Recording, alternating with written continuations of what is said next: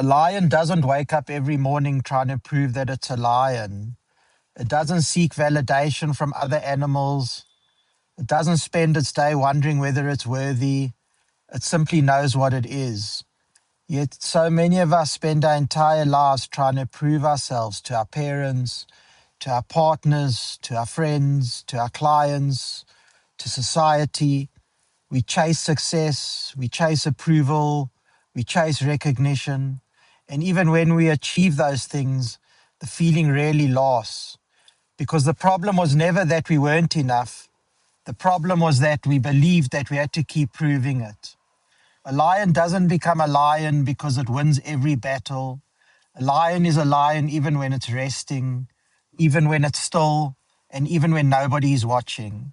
So maybe peace begins the moment that we stop asking the world to tell us who we are and start remembering who we've been all along. Have a beautiful day. Ciao. A lion doesn't wake up every morning trying to prove that it's a lion. It doesn't seek validation from other animals. It doesn't spend its day wondering whether it's worthy. It simply knows what it is.